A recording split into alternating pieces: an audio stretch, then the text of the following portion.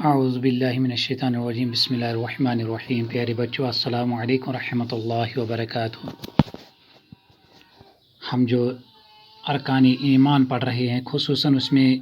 ابھی تو ایمان باللہ پر گفتگو ہو رہی تھی، تو ایمان باللہ کو ہم یہیں پر اب ختم کریں گے، کیونکہ اب بہت کم ٹائم رہ گیا ایگزام کو۔ تو جو لاسٹ پوائنٹ ہیں وہ ہیں کلمہ اراد کفر، کیونکہ ہم تب تک مسلمان اور مومن نہیں بن سکتے جب تک کہ وہ بڑی بڑی چیزیں جو اسلام نے بہت ہی بڑی گناونی اور گندی مانی جاتی ہیں ان کو نہ چھوڑے، ان کو ترک نہ کرے۔ تو اس میں جو سب سے بڑی چیز ہے وہ ہم یہاں پر اقرار کرتے ہیں کہ ہم شرک سے بیزار ہو جائیں گے، کفر سے، جھوٹ سے، غیبت سے، جیسے ہم پڑھتے ہیں اللہم انی اعوذ بک من ان اشرک بک شیئا، الہی میں تیری پناہ مانگتا ہوں اس بات سے کہ کسی چیز کو تیرا شریک بناؤں، اس بات سے کہ کسی کو تیرا شریک بناؤں۔ تو یہ سب سے بڑی چیز ہے جو اللہ تبارک و تعالیٰ کو کبھی برداشت نہیں ہوگی اور نہ کبھی اس گناہ کو بخشے گا کبھی۔ وَأَنَا عَالَمُ بِهِ وَأَسْتَغْفِرُكَ لِمَا لَا أَعْلَمُ بِهِ، اور مجھے اس کا علم ہو اور میں معافی مانگتا ہوں تجھ سے اس گناہ سے جس کا مجھے علم نہیں۔ کبھی انسان جان بوجھ کر کوئی گناہ کرتا ہے اور کبھی نہ جانے ہو جاتا ہے، تو ہر اس گناہ سے انسان پہلے توبہ کرے، تو عین ہو۔ تو میں ان تمام گناہوں سے جو میں جان بوجھ کر کرتا ہوں، جو میں انجانے میں کرتا ہوں، ان تماموں سے میں نے توبہ کی، وتبرأت، اور میں اپنے آپ کو بری قرار دیتا ہوں، بیزار ہوتا ہوں ان چیزوں سے، چاہے وہ کفر ہو، من الکفر والشرک والکذب والغیبت والبدعت والنمیمہ، کفر سے، شرک سے، جھوٹ سے، کذب کہتے ہیں جھوٹ کو، کفر تو کہتے ہیں اس چیز کو کہ اللہ کے کسی حکم کو ٹھکرائے، اللہ کے تمام احکامات کو اسی طرح ماننا ہے جس طرح ماننے کا حق ہے، یہ نہیں ان میں رد و بدل نہیں چلے گا، ایک چیز کو ہم مانیں گے ایک کو نہیں مانیں گے، تو وہ تو منافقوں کی علامت ہے۔ اور شرک تو آپ کو معلوم ہے، شرک اس چیز کو کہتے ہیں کہ اللہ کے ساتھ ہم کسی اور کو بھی ساجی ٹھہرائے، کسی اور کو شریک ٹھہرائے۔ کذب، جھوٹ بولنا یا جھوٹی گواہی دینا، کیونکہ اللہ تبارک و تعالیٰ نے جھوٹوں پر لعنت برساتا ہے۔ اللہ تبارک و تعالیٰ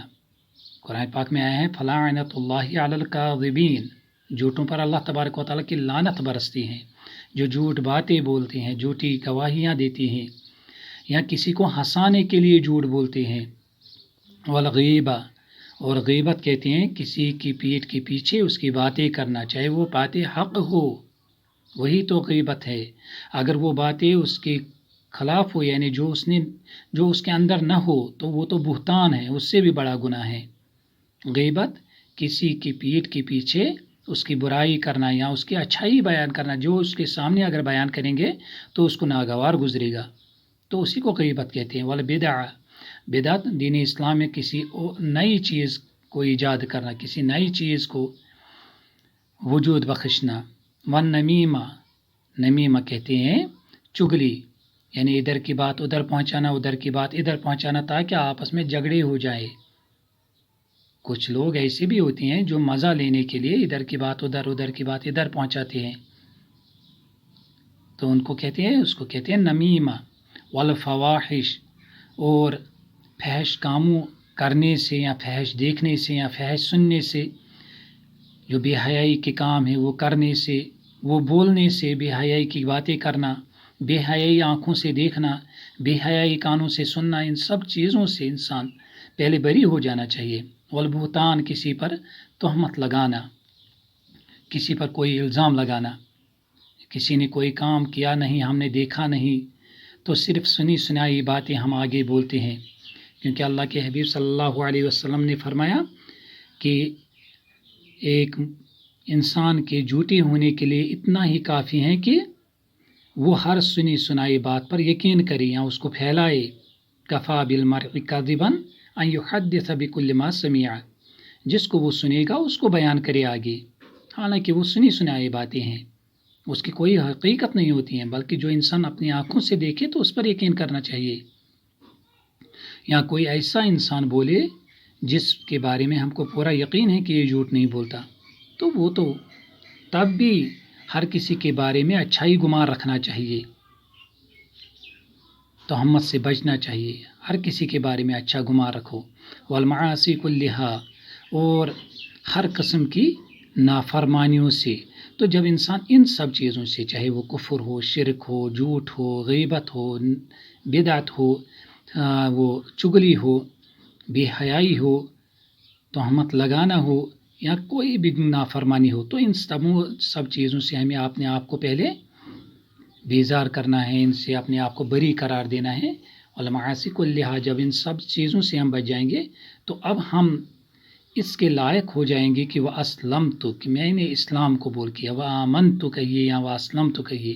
کہ میں نے ایمان قبول کیا، اب میں دائرۂ اسلام میں داخل ہو گیا۔ جب ان چیزوں کو ہم چھوڑیں گے پہلے، واقول، اور میں کہتا ہوں لا الہ الا اللہ محمد رسول اللہ، کہ اللہ کے سوا کوئی معبود نہیں اور محمد صلی اللہ علیہ وسلم اللہ کے رسول ہے، تو یہ انسان جب ان چیزوں سے بچ جائے گا تو اس کا ایمان وہ دائرۂ اسلام میں داخل ہو جاتا ہے۔ جب یہ چیزیں کسی کے اندر ہوں گی تو وہ دائرۂ اسلام سے خارج ہیں، کیونکہ جب کوئی کفر کر رہا تو وہ دائرۂ اسلام میں کہاں ہے، جب کوئی شرک کر رہا ہے وہ تو مشرک ہے، وہ تو کافر ہیں۔ یہ سب چیزیں ان سے اپنے آپ کو، اور اس کے بعد جو ایمان باللہ ہے، تو ہم نے ارکان ایمان ہم پڑھ رہے تھے، ارکان ایمان میں 5 چیزیں ہیں، 6 چیزیں، 6 ارکان ہیں اسلام میں۔ تو سب سے جو پہلی چیز ہیں وہ ہیں ایمان باللہ، ایمان باللہ، تو اللہ پر ایمان لانا، یعنی جو پہلا نمبر ہے وہ اللہ پر ایمان لانا ہے۔ اللہ پر ایمان لانے کا مطلب یہ ہے کہ اس کی ذات حق، اس کی جو ذات ہے وہ حق ہے، اور وجود برحق پر کامل ایمان ہو، یعنی یہ نہیں کہ اس کی کوئی ذات ہی نہیں ہے، یہ خود بخود ایک عالم آ گیا ہے، وجود میں آ گیا ہے، ہم انسان ایسے ہی جیتے اور مرتے ہیں، نہیں، اس کے پیچھے ایک بڑی ہستی ہے جو اس پورے نظام کو چلاتی ہے، اس کی تمام صفات کو صرف اسی کے ساتھ خاص مانا جائے اور اس کو اس کے اسماء و صفات میں ایک اور اکیلا مانا جائے، تو یہ تھا ایمان باللہ۔ اور جو دوسری چیز ہے وہ اللہ کے فرشتوں پر ایمان لانا، اللہ کے فرشتوں پر، کیونکہ اللہ کے جو فرشتے ہیں وہ بھی ایک مخلوق ہے، اللہ کے فرشتے اللہ کی ایک مخلوق ہے۔ فرشتوں پر ایمان لانے کا مطلب یہ ہے کہ یہ عقیدہ رکھا جائے کہ فرشتے اللہ کی نورانی مخلوق ہے، نہ وہ مرد ہوتے ہیں نہ وہ عورتیں ہوتی ہیں، وہ ایک نورانی مخلوق ہے اللہ کی، جو کبھی گناہ نہیں کرتی، جن کے پاس نہ نفس ہیں، نہ وہ کھاتے ہیں، نہ وہ پیتے ہیں، نہ ان کے پاس کوئی خواہش ہیں، جو ہماری نگاہوں سے غائب ہیں، ہم کو دکھائی نہیں دیتے ہیں، لیکن اللہ کے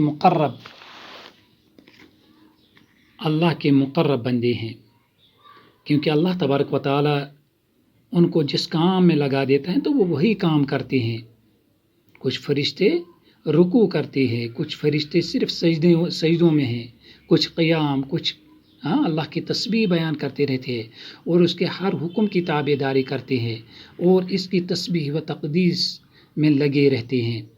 ان میں مشہور فرشتے 4 ہیں، حضرت جبرائیل، حضرت اسرافیل، حضرت میکائیل، حضرت عزرائیل، جن کے نام ہم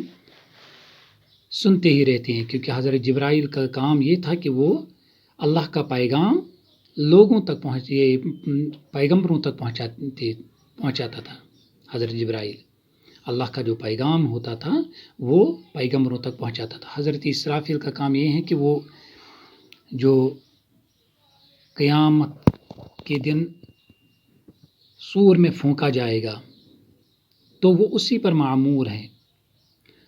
جس دن اس کو پیدا کیا گیا ہے اسی دن اس نے وہ اپنے ہاتھوں میں لیا ہے اور اپنے کانوں کو اللہ کی طرف لگا کے رکھا ہے کہ کب مجھے اللہ حکم دے گا کہ میں اس میں پھونک ماروں اور پوری دنیا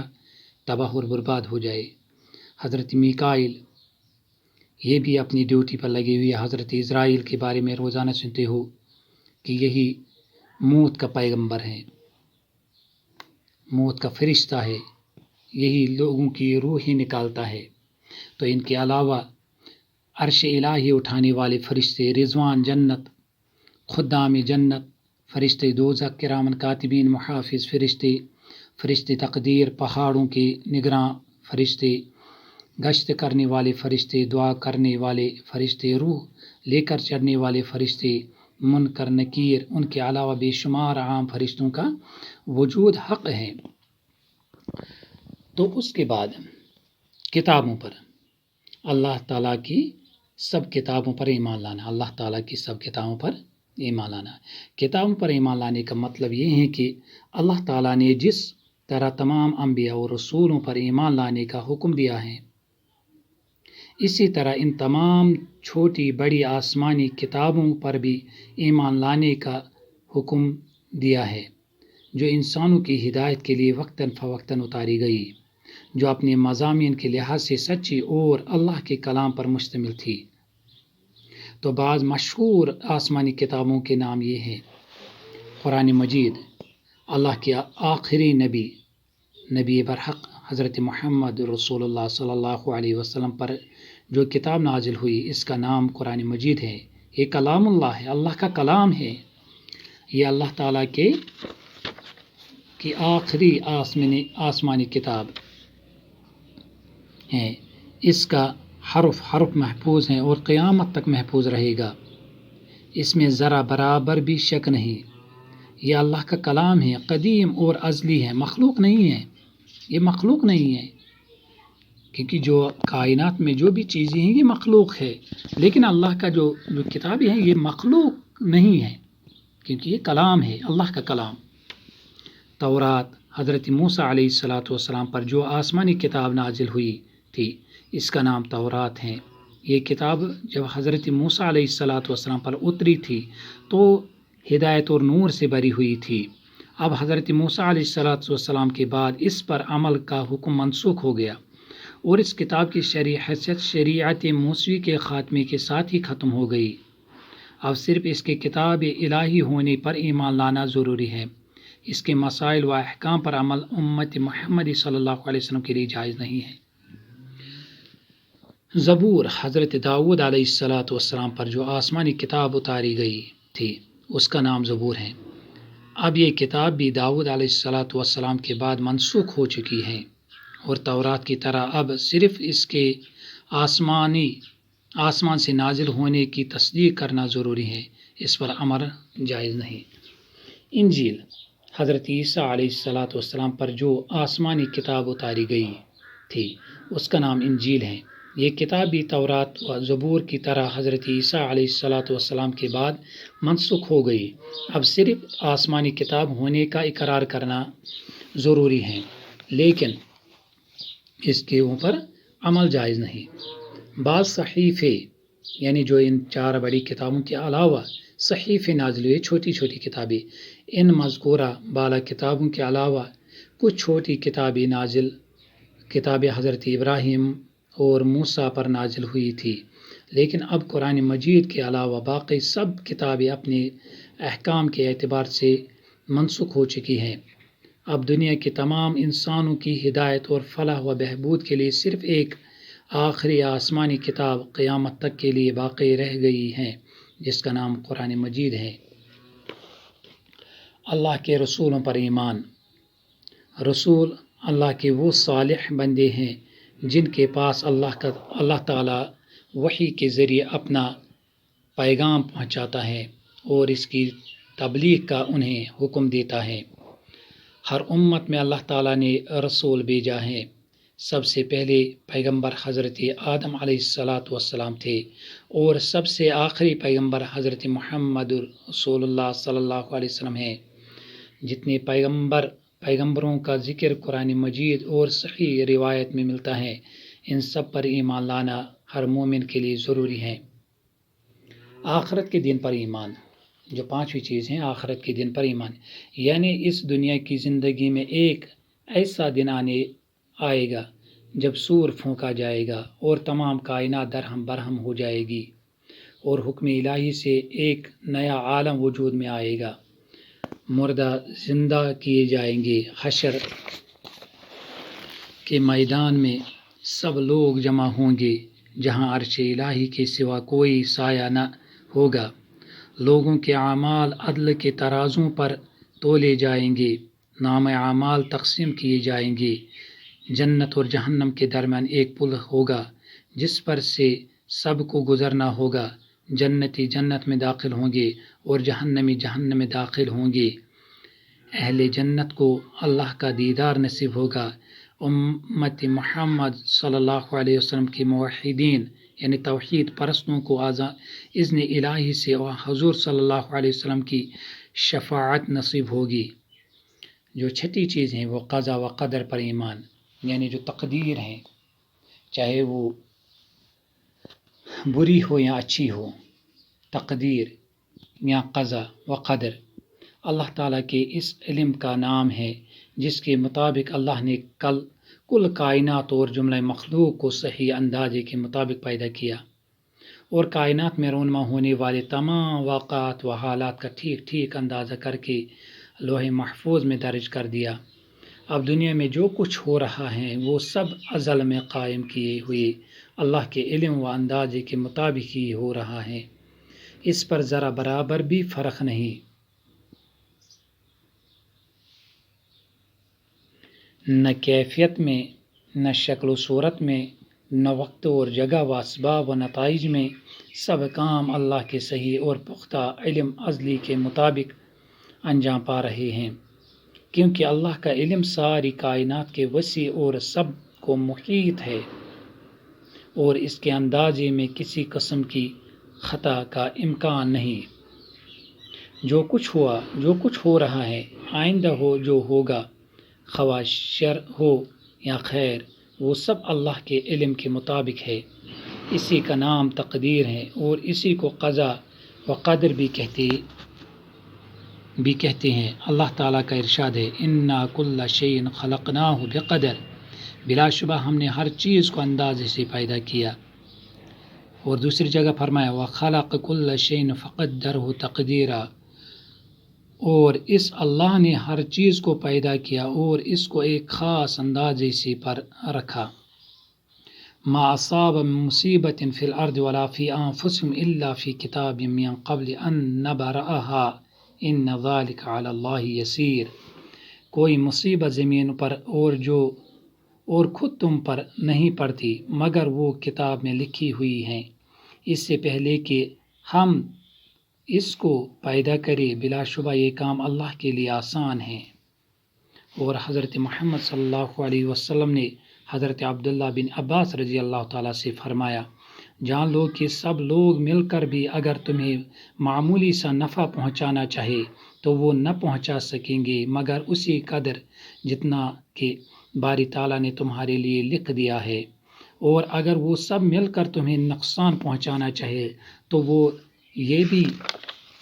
نہ کر سکیں گے مگر اسی قدر جتنا کہ باری تعالیٰ نے مقدر فرما رکھا ہے۔ قلم اٹھا لیے گئے اور دفتر خشک ہو گئے۔